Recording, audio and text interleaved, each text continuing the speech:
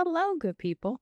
I'm Janae Hawkins, the Chief Partnerships Officer at Makers, a gender equity brand where we create engaging, intentional, and accessible spaces that fuel transformation for leaders navigating life and work. At the heart of our work is a simple belief. When women are seen, heard, and resourced, entire ecosystems shift at work, at home, and across generations. That's why we're proud to partner with cause Celebre to bring you this special moment centering the voices of mothers, women whose children have become major figures in the arts and entertainment industry. They'll compare notes, share revelations, and unique insights about motherhood. So follow along. You might discover a new way to think about legacy, influence, and the steady power behind extraordinary journeys. Welcome to Cause Celebre, the new podcast that shares the shine, which means we find extraordinary women and causes that they champion, and we highlight them. And tonight we are so excited to welcome three incredible women. And these women happen to be mothers. And the theme of our show tonight is all about motherhood. There is no cause that is as important as motherhood. It is the ultimate cause célèbre. And without further ado, I would like to welcome three women. The first one is Miss Delora Vincent, who is the mother of Samantha, Paul, and Vin Deisel. And then we have Dr. Helen Hudlin, the mother of Reggie and Warrington Hudlin. And finally, Miss Tina Knowles, mother of Beyonce and Solange Knowles. And so tonight we're going to have a conversation that really is about these women. We often find that we talk about, famous names, but we never really see the story or hear from them, the story behind the story. And so I'm really just thrilled to be able to have these incredible women ask questions amongst themselves about what, motherhood. What's it meant to them? Where do they get their inspiration about motherhood? And with that in mind, I know that Miss Delora Vincent, who we'll call Delora tonight, is going to ask the first question for us. It's Mother's Day, and I would love if you guys would like to do this. Say a one-liner or something about something we got from our mothers. Okay, who do you want to start? Well, my mother, most important thing I remember about her, and the most valuable thing I think that has implanted kindness in me is my mother was very kind and always caring. No matter what happened, no matter how poor or badly things were, she was never negative. She was always positive, and she was kind and always saw a way out of whatever the situation that everyone else considered negative. She would always say, well, it could be, or this, and make you look at the other side of it.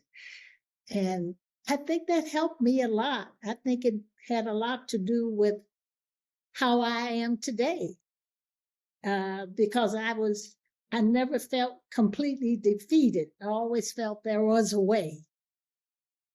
And so I remember that the most, and I think it was so valuable. Something that you can't see and put your hands on, but it just happens. It comes out of like nowhere. And it takes over your spirit, your thought, and it's so bountiful to me to have that in me that I think it's carried me a long way. Ms. Tina? I think it would be my faith in God. That's the biggest lesson that my mom taught me. That's carried me through my whole entire life. A lot of the things that Dr. Hudlin shared was also a description of her, but I think if I was going to do a one-liner, it would be that she taught me how to have faith even at the most crucial, challenging times in my life. And Delora, what about you? What about your mom? So my mom had a tough way to go in her life. But one thing that stays with me, and we were taught from early on, simple thing, not to judge people unless you walked in their shoes. And what of the things that your mother's taught you do you feel that you imparted the most on your own children? And this one will start with Miss Tina. Well, absolutely. The faith is passed on to my kids, that it will get them through the toughest times, and that, you're going through it. You're not going to get stuck there. It's called going through it because you're going to come out on the other side. Mm-hmm. Just resilience, I think. I think my mother was the most resilient person I've ever seen, and I have passed that on to my children. No matter what's going down, no matter how challenging the situation is, like Dr. Hudlin said, you're going to get through it and bounce back because you are resilient and you are strong and you just got good stock in you. So I know resilience is a big deal for me passing that on to my kids. And Dr. Hudlin, for you, I truly believe that the sense of being able to do anything in the world that you have imbued with both your boys is just so palpable. It's so there. And I know it's you, because there's a confidence that comes from when your mother believes in you, truly believes in you, no matter what. You just know you're going to get through it no matter what happens. Thank you. Thank you. That you summed it up for me. That's excellent. And speaking of summing it up, Miss Tina has an incredible book called Matriarch. It is an odyssey. We're going to link all of the information in the show notes. It's just come out in paperback recently. And it is such an invaluable resource for not just one woman's journey through motherhood, but generations of women. And I'm going to read an excerpt from the book, if that's okay with you, because I think that it's very timely for what we're speaking about, the topic of motherhood. And it says, we all have this power to be matriarchs, to be women of the sacred practice of nurturing, guiding, protecting, foreseeing, and remembering. The matriarch's wisdom is ancient, for she is filled with the most enduring, ferocious love. I tell you, I read this book, and not only did I read it on hard copy, but I listened to parts of it on audio, and I don't normally do that. And your accent, the lilt of the Southern accent, but more importantly, the raw emotion that I actually sense, the honesty, and how self-effacing you were about motherhood. Because you didn't give yourself a break. You actually owned up to stuff, and you were wrong. And how? So my question then is, you're all matriarchs, but how easy has it been? What is your journey with acknowledging mistakes and missteps, and how do you navigate that as a mother? Yeah, I made a lot of mistakes as a mother, as I think everyone does. And even though we're not counting the mistakes, our kids are. My kids remember every time I was late picking them up, as an example. Even though I had a hair salon, I had 3 kids at 3 different schools, because I also raised Kelly Rowland from 10 years old. And they were at 3 different schools, and I would put people under the dryer and run out and try to go get the 3 of them from school. And I would pick the one that would give me the least hard time, which would be Beyonce always. Solange and Kelly would let me have it. And it was just funny because they are grown women now in their 30s and 40s, and they still remember every time they were embarrassed because they were the last kid there. And I'm getting emotional about it because it was so hard for me. And they just, kids want what they want, and they want you to pick them up. They don't want you to embarrass them. So they remember all the mistakes. And so you got to be mindful that they were there. And so you can't rewrite history. And you have to own up to the times you made mistakes, or you judged something wrong, or you were too hard on them, or you were too soft on them. And each child is so very different. And my children are very different because my younger daughter is still mad at me because I wasn't on her to make A's and B's. And the older one was like, I was so grateful that my mama didn't stay on me about getting A's and B's. You know, they're all very different. So I made a lot of mistakes trying to sometimes make the two or the three of them the same person. And I just decided to put it in the book. I put it in the book, then I took some of the things out, and then I said, you know, this is important for them to know that this was honest. And I can't just be honest about their stuff. I got other people's stuff. I got to be fess up to my own. So I think it's very important to own up to your mistakes. And even though it might be painful sometimes. And I think also there's a sense of forgiving yourself, right? I don't know if you all experience this, but it's innocent, right? And you were busy, you had lots going on. I never know a mom who's not juggling and multitasking and, you know, constantly crazy, all this stuff going on. And you know what? I'm not trying to be, I'm not trying to be gender specific, but most men that I know, they have a problem multitasking. So when you see a mom who's juggling, you know, schedules and appointments, especially if they're in any kind of entertainment and they have talents that you have to do after school, whether it's sports or music or singing, it's hard. It's hard to, and then you work full time. It's really difficult. How did you balance that, Delora, and not lose a sense of your own self and your own identity in the process? Well, I can say that I was the kind of mom that there wasn't a night that went by that I didn't think I could do better the next day. For sure. And did I read enough? Are they being creative enough? Are they bored?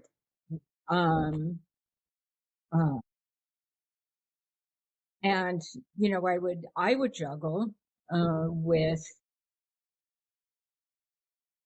you know, I would work part-time at times when they were little, until they were free to fully go to school. But they will definitely give me a hard time for some things. I used to joke that if, give me 2 hours notice if you're bringing people home, you know. Did they? They would. Mostly. Sometimes it would be a surprise, but yeah, mostly. And I kind of a firm believer in it's not what happens to you, but what you do with it. That's kind of the bottom line for me. Hudlin, did you ever have any kind of interaction with the boys where they were, you know, just how ungrateful kids can be? You're there working full time, you're pursuing everything, and you had some kind of pushback from your boys? I have to say I didn't have that from him or either of the three. The thing that I liked best about my boys, when the day is over or the week or the month, whatever I'm going through, I start blaming myself and feeling uncomfortable. And even now, I go back and say, do you remember when? I'm so sorry I did so and so to you. You know what they say? I don't even remember it, Mom. Oh, that relieves the pain because you carry this pain of knowing, as Tina said, you made so many mistakes that you are in pain continually as you watch them grow up and mature and go. You think about what you didn't do that you should have done. And when you bring those things up that you've been carrying in your heart for years, and you can talk to them about it, because now, like Reggie, he's parent now. So he knows he's got a 23-year-old and an 18-year-old. So he knows. And he says to me, Mama, I don't even Warrington will say, I don't remember when it happened. What? That is like salve going over my heart, because you carry that pain. I know what Nina's she's talking about. You carry that pain deep in your soul when you think about the mistakes that you made, and you say, how did these children get to be so wonderful? And how do they still like me? So I remember some neat things that I did. Yeah. Yeah. So that's just the opposite. I feel it's painful when you think about it, Tina, isn't it? It's painful because you really wanted to do the right, but you just don't know everything, and it's just too much to do. You're trying to juggle so much. That's true. I understand it. Delora, you were going to say something. Maybe the hardest time for me in some ways is not when my kids were little, because I knew what I wanted to do, but when I went back to get my master's in social work, and my sister passed away, and I became a mother again. And here comes my little nephew at 3, and I've got a 2-year program ahead of me, and I somehow managed to pull it off. I have no idea. A lot of help. My kids were a lot of help. We had that kind of family. We'd sit around the table and say, she just passed away. We can get him. What should we do? What do you think? And all of them, thumbs up, let's do it. All of them, Irving and I went and got him, and the boys made a room for him, brought toys for him. That was the kind of life. It was a lot of work and more than you thought, like having the children at first, and it's not 1, it's 2. And then Timothy, when you thought you were almost done, but no, you're far from done. How do you also the sense of mothering is not exclusive to who you've had biologically. Yes. I don't have kids, and yet I've mothered quite a few kids. And I know, Miss Tina, you talk about the gifts of Kelly Rowland or your niece Angie, and there are other women now. I'm sure that you also feel very maternal towards. I have thousands of kids, but a lot of them quite close to me. And one of the other messages that I wanted to put in the book is that it's amazing to have a biological mother, but if you don't have that experience with your mother, if your mother's gone, that there are other people that are willing and happy to take over that, to take over the nurturing part of it. And I had, I got Kelly she lived with us from the age of 10, not because her mother was around. Her mom was a live-in nanny, and she didn't really like her living in with the families because it's not the same as having your own home. So she wound up supposedly staying with us the summer, and she didn't leave. She was the last kid to leave at home. Okay. So it doesn't have to be your biological mother. You can have someone to nurture you, and you can nurture them, and have this close relationship. Because I have a lot of friends that didn't have the same type of relationship I had with my mother. They had a hard time with their mothers, and they're sometimes estranged from them. And this book has helped a lot of mothers to reconnect with their daughters, and daughters to reconnect with their mothers, because it's not a book that's talking about being a perfect mother. I definitely wasn't a perfect mother. And I stayed in a marriage for 33 years that I should have left a long time before, and I had a lot of guilt and shame about that. And so I think that was a really important message, is that there are people that are always willing to nurture and mother you. You should mother others who don't have a mother, and that's kind of been my thing for my entire life. So they don't have to be biological. Mm-hmm. And what is it that if you were to, Dr. Helen, if you were to ask your grandchildren who you are, what do you think they would say about you? Gee whiz, I'm thinking about my granddaughter who says, "Oh, you can do it."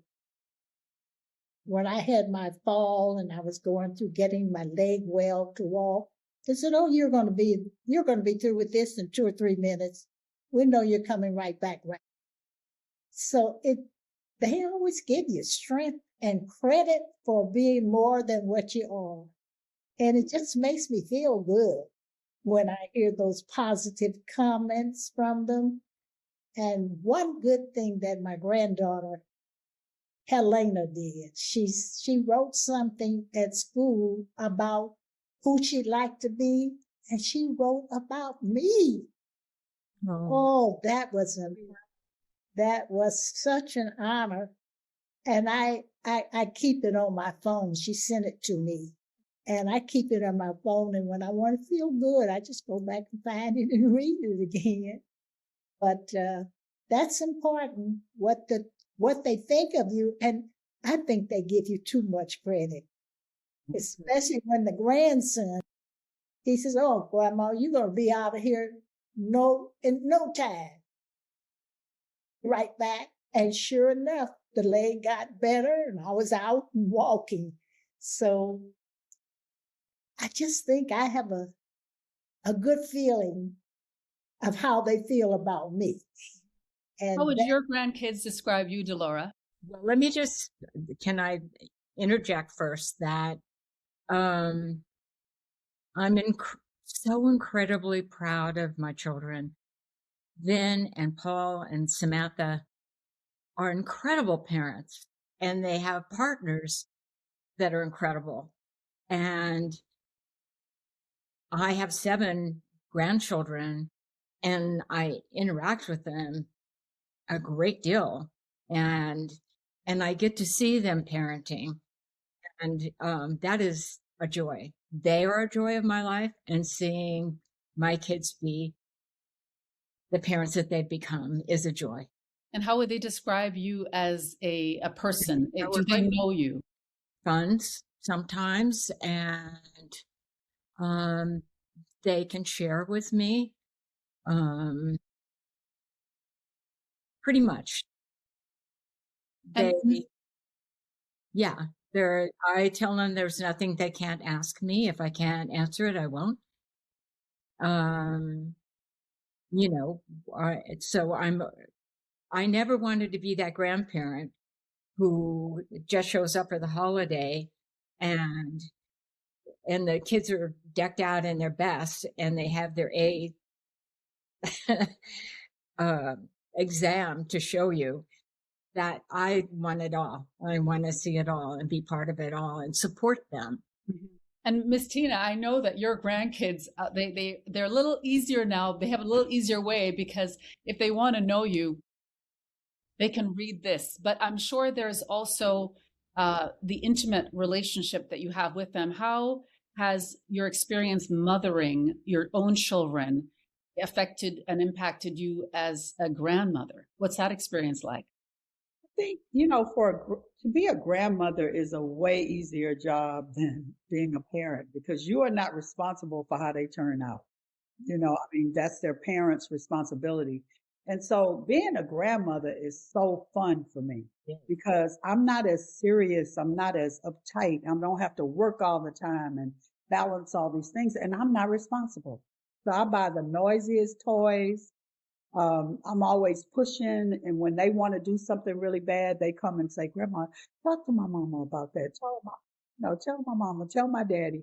And so I try not to interfere, but I am like I get to be cool. Mm-hmm. With your own kids, you can't be cool. You got to be careful. Mm-hmm. So I'm not as careful with them. And it is so much fun. I have so much more fun with them than I think I had with my children. Mm. I mean, when I read, which I've read your book very thoroughly.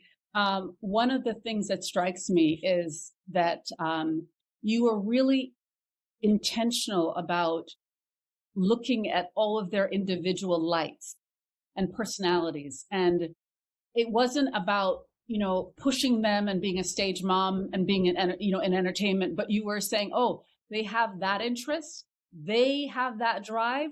They want to do that. So I'm going to find my way to support them in doing that. And that's, I think, what probably all of you had done. You found a way to support your child's own curiosities, talents, and passions.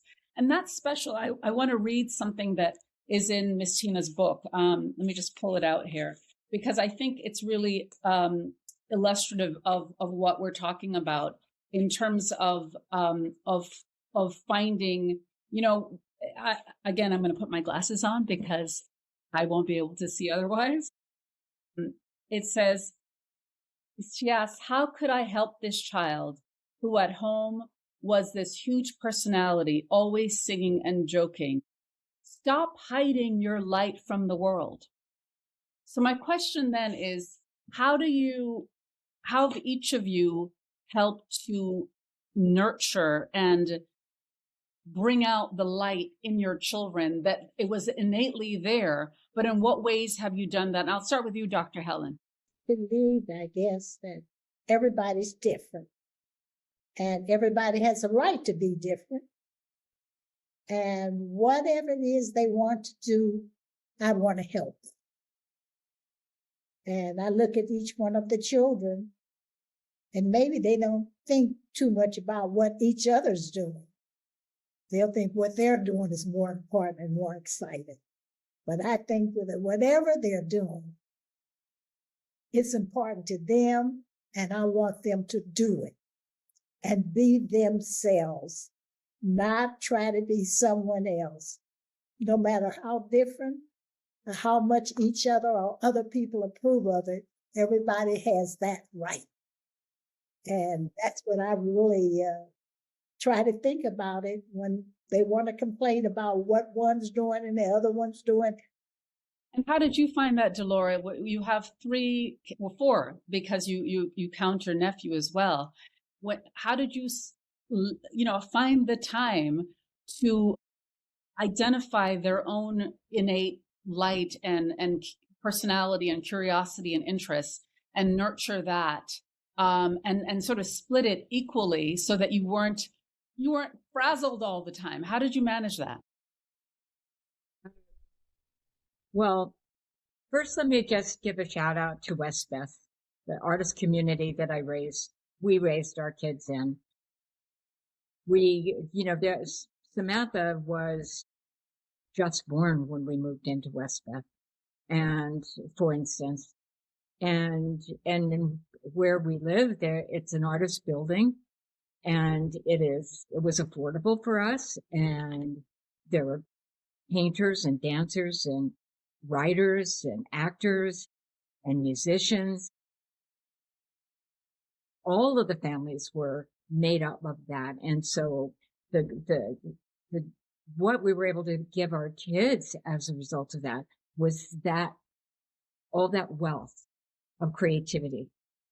And I have to, I think of the children of Westbeth as being the treasure of Westbeth. So I'm not going to take sort of all of the credit, but we would have fun. And Miss Tina, in many ways, your Westbeth was the community that you created. I mean, it seems like your house was the epicenter, like a Westbeth. Made sure that the house was full of art, music, and dance, and all the creative things, because that was what my children. It's like the chicken and the egg. I don't know if it's because we played jazz and I took them to the museum and I took them and I surrounded them by art that they became artists, or if I saw in them veering towards being artists. And so I doubled down on all of that around them. I don't really know how it came about, but it came about that way. Just always music in the house, always creativity, always me doing projects with painting and redoing things and trying to, one of the things I really, really was important to me is my mom taught me how to create something from nothing, because I grew up extremely poor. But, she always was doing these creative projects, and I would be like, how did she even do that? How did she create? But she found a way to bring the arts into, she didn't know it, and it wasn't a name for it, but she brought creativity into our space. And so that's something that I imparted to my kids, and it was really important. And, when they started veering towards singing and dancing and that type of thing, it was normal because, I was in a singing group in high school. My husband was, he played the piano. We sang together a lot. It was always centered around creativity. Mm-hmm. And so it's no wonder that that's the direction that they took. And, but if they had taken sports or, acting or whatever, I would have supported it 100%. It's not my first choice.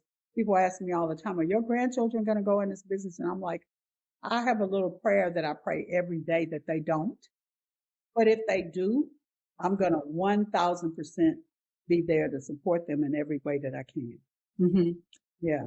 That is so clear in reading your book, Matriarch, that you were in many ways not, people probably think looking at all of you that you were stage mums, but not at all. It feels that you were just loving up on your kids and going to do everything in your power to support them. And creativity then became the sort of common thread with all of you.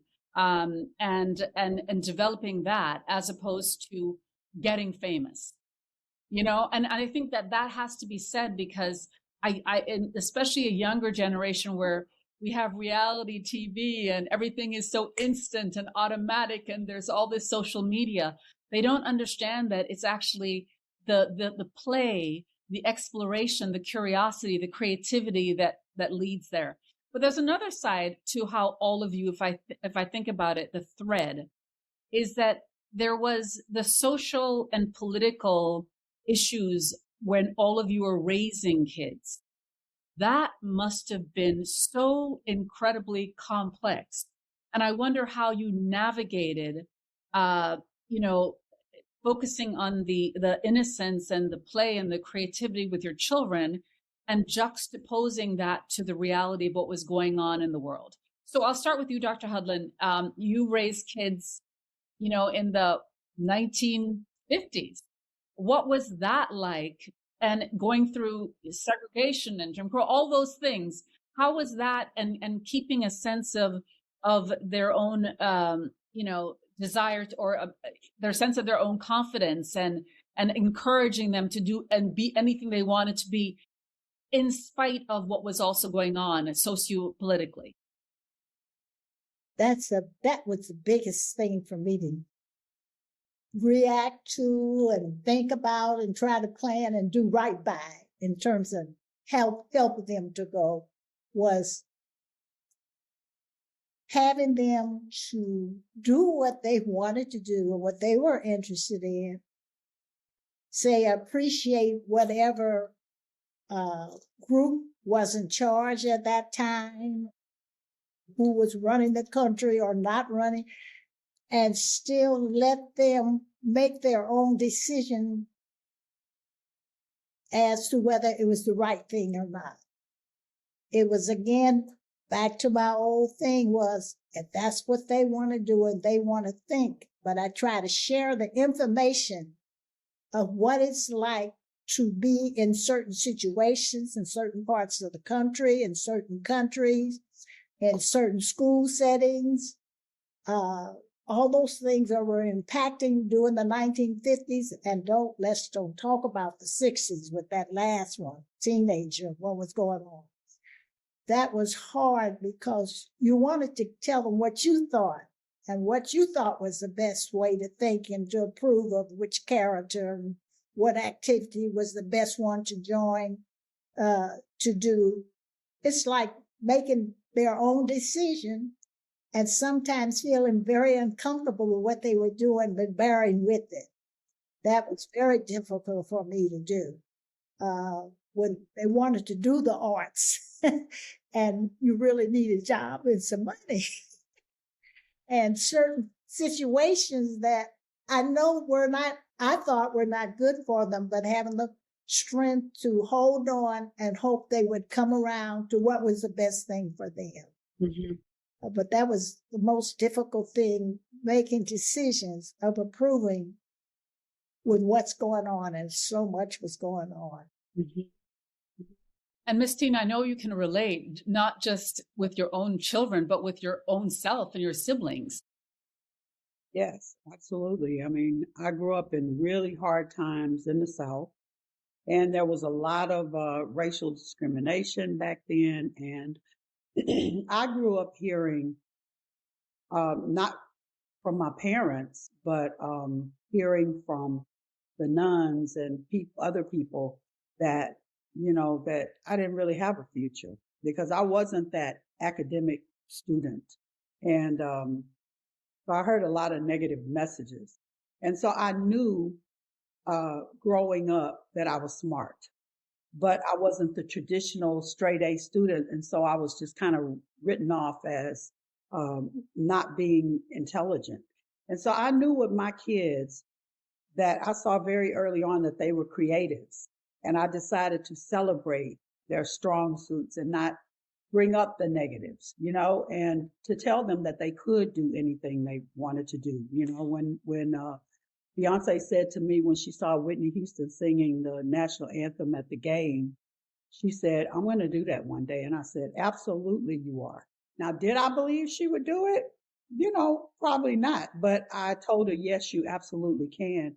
And I just find that common thread because when I was doing the book, I wrote down, this book was 1,000 pages and I had to take 600 pages out. But I met a lot of mothers of successful people, and they all have that same kind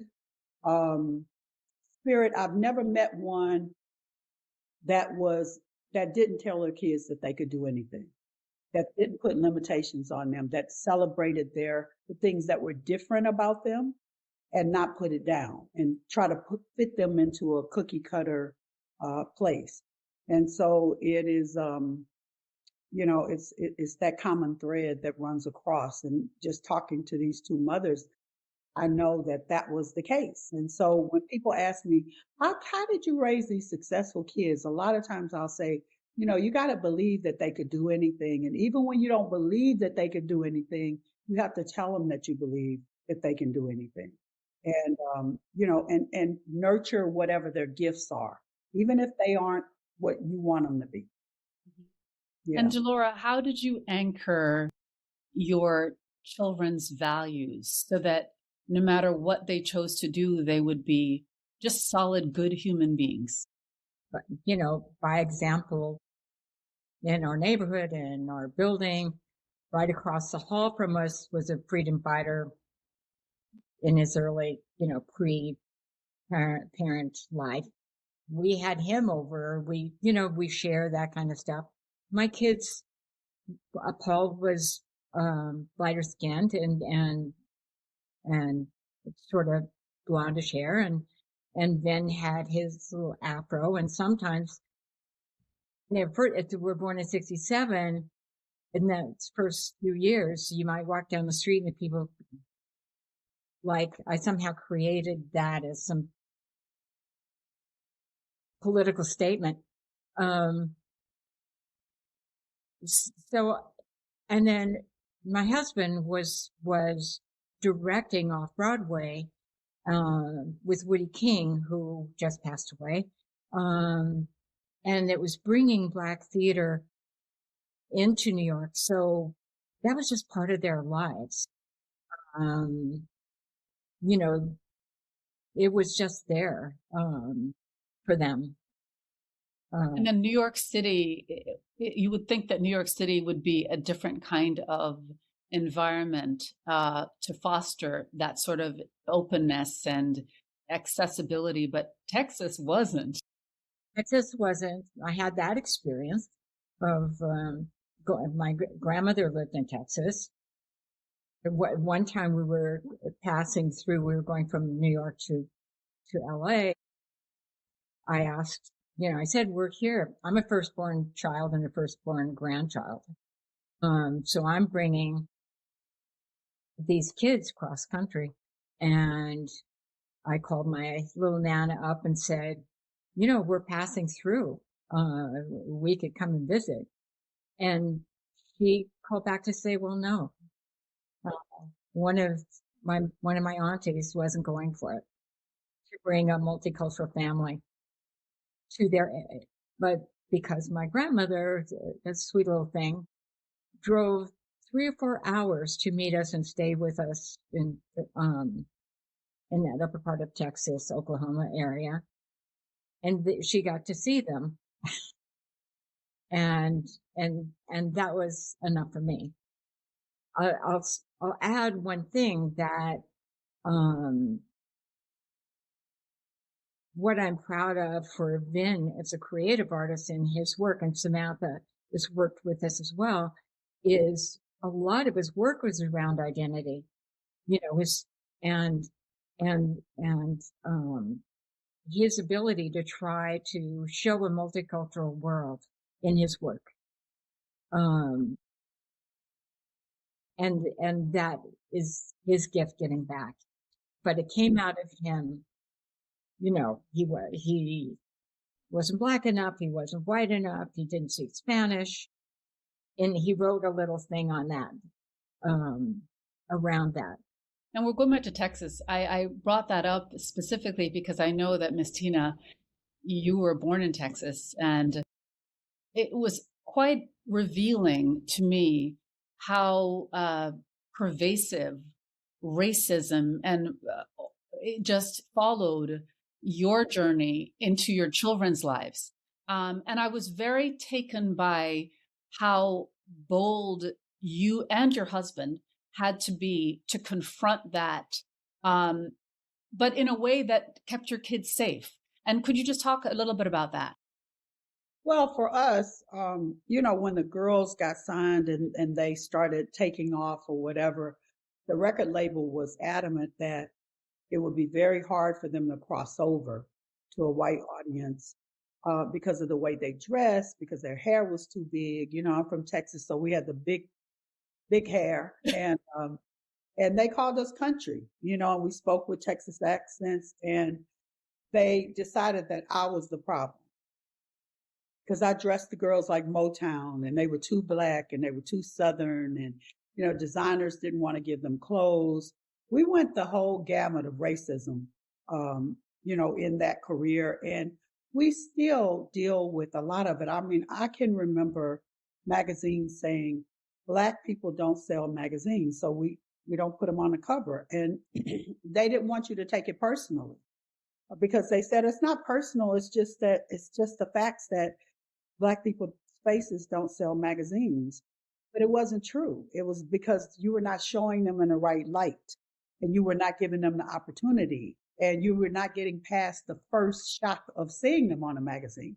And so it was a lot of racism that we faced, but it's microaggressions. It's not like obvious racism. And so you can kind of get it mixed up sometimes. But at the core of it was we didn't get paid the same, didn't get the same kind of venues, didn't get the same, designers wouldn't give us clothes. It's how I started doing the girls' clothes, is because designers they were like, oh, we don't like them.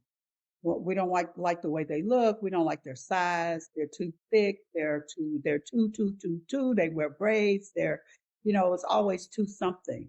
So I dealt with, you leave Texas and you think, oh, wow, I came to New York and I came to California. Things are going to be different, but they're just different. They're different from Texas because it's not as obvious, but it's still the same microaggressions. It's still the same racism. It's still the same. To this day, I find myself still saying, if I was so-and-so's mother, would they treat me this way? And the answer is absolutely not. It's a whole different standard. And it's just the cards we've been dealt. And you just have to work around that in the way that you know how. Because we are survivors. Yeah. And, the thing about representation and imagery is so important. And one of the biggest impetuses for us to convene this wonderful group of women is that I always feel like we cannot emulate what we do not see. And in community right now, which I think globally, we need to see examples of motherhood, and in the sort of the bigger sense, not just the myopic, I'm a biological mom or I'm not a biological mom. It's not binary like that. It's that the expansiveness of one's heart to be, a mother to people, whatever they are and whoever they come from, whatever color they are. And so with this in mind, I want to talk about legacy. Like, what legacy do you want yours to be, especially with regard to women, being a mother? And Dr. Hudlin, I'll start with you. Well, I guess the legacy is the old thing, do no harm. Whatever they decide to do, let it not be harmful in any way that they think that it is, or that they see it happening, harm being done by others, to not stand by and just let it happen, but to step in and help them who are doing harm to stop doing harm, and to take that on in every part of their life, wherever they are, working or not working, in school, wherever, but always to be the kind person and do the right thing for people. If everybody had that, no matter how brilliant they were, how beautiful or how talented or how highly educated they were, if everybody just did no harm, it would be a whole different world. And if I could get that and have all my children have that attitude and feel that way, wouldn't we have a wonderful world? Children absolutely believes that, and they know that, because that's Yes. why they are who they are. Yes. You can see it in you. Mm-hmm. I'm sorry, Karen. No, absolutely. And what about you, Miss Tina? For me, I want my legacy to be that I made every room I walked in better. I left it better than when I came. It sounds like a cliche, but it's really what I truly believe and live by. I want to make a difference I don't want to just exist. I want people to talk after I'm gone long time, to say, Miss Tina did this for me, or she helped me, or she supported me, or, something positive like that. That was the best legacy of all. I'm so surprised that you didn't say, I want to make women feel beautiful, or, because that is such a theme in your book. You wanted all women, you wanted to imbue a sense of beauty in all women, no matter what they do, where they come from. You were just really focused on that. I thought that was such a beautiful, beautiful thing. Passion of mine to always do that. But, and I do that a lot by I feel like if I go and I do a makeover, or I help somebody, or I help them to do something that makes them feel beautiful, that is making the world a better place, one person at a time. So absolutely. And Delora? I feel fulfilled in terms, there's only now, I feel fulfilled this moment in terms of who my kids are and these special grandchildren. And that brings me joy. But I do want to help other mothers, and I do want to help bring the sense that we're one species, we're one thing. This, anything that works against living out of fear or living out of fear and hate is what I see myself doing in whatever little way I can. And at this stage where, your kids are grown now, and how do you handle sort of, how the tables turn a bit with motherhood? They become your mother in some ways. I find myself mothering my mother, and it's been a very interesting experience for me. I don't know about her, but for me, it's been very interesting. And it's something that I take very seriously. I'm very protective. I have lots of opinions, but I feel like it's my assignment. And because she did it so generously to me, that I'm not going to kill anyone, but I will kill for her. You know what I mean? And I read about the mama bear who came out, in all of your, when you fought for your kids. I know that all of you have had to fight for your kids tenaciously, but how does it feel to be on the receiving end of mothering from your children? Well, when I went through cancer, I think that was the first time someone asked me in an interview this week, when did the tables turn? When did I realize that tables had kind of turned and that my children parented me? And I know that the first time was when I got a divorce after 33 years. And, and I was just really, really sad and just was going through my grieving, not him, but the marriage, and feeling sort of like a failure. And one night I just, I was really feeling down, and my kids just all showed up, and Kelly happened to be in town, and Solange and Beyonce and Angie, and they all just came. We had a big slumber party, and they were talking to me like I was the child. And, I was a little irritated at first, but I was like, let them parent you. And so that's what they did. They got ice cream. We looked at Set It Off. They were like, Mama, you are a bad woman, bad meaning good. Yeah. You look good. You're going to have a great life. And I needed to hear that. They were my biggest cheerleaders. And so they were absolutely parenting me. And then after, I didn't want the night to end. And I remember it was like 3:00 in the morning. And I was like, let's watch another movie. And they were like, no, it's time for you to go to bed because you got to get up tomorrow. And I'm like, how the tables have turned. So they were literally taking care of me. And they do. I mean, I had an incident this past week where my side was hurting. And I told my assistant about it, and I said, do not call my kids and tell them anything. Just go give me a heating pad and some Advil. And I was, doing my thing. And the next thing I know, a doctor was showing up. And my daughter had sent a doctor over because she snuck and told them, that I wasn't feeling well. And I was like, they are so bossy. I don't really need a doctor. But it's comforting to know. It's irritating, but it's comforting to know that if something happens that now my kids are going to take care of me. Absolutely. And when you're taking care, you take care of your kids because it's your job to do. It's not, I don't feel like it's my kids' job to take care of me, but the fact that they want to is very comforting to me. Yeah, I believe it's an honor. I think it's a tremendous responsibility, but I think it's an honor. And it's an honor that, for me anyway, I want to. I want to so badly. And my mom is proud, very defiant. So she doesn't always accept it, but it's something that I really, it's really important to me. And Delora, what about you? Are you an easy one to parent from your children? I don't think so. But then Irving is 9 years older than I am.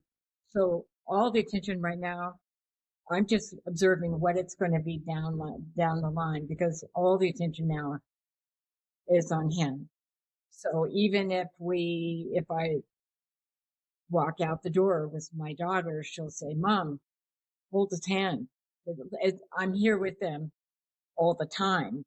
So what does she think is happening when I'm here? But they so care, and all of them, and they go out of their way to make sure that Irving has the right drink in the morning that he needs and he wants. They make it just goes on and on. They're so there, and their mates are also. What will be hard for me is I'm quite independent by nature.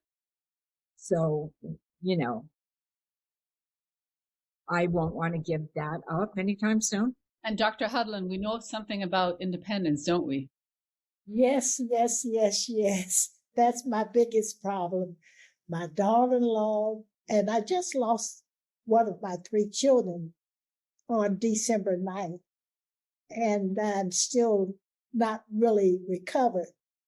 But I found out that the one who passed was so busy trying to take care of me and see that I had things after he knew he was going to pass away that I had him. I've discovered things hid around the house, papers, work, signed and done.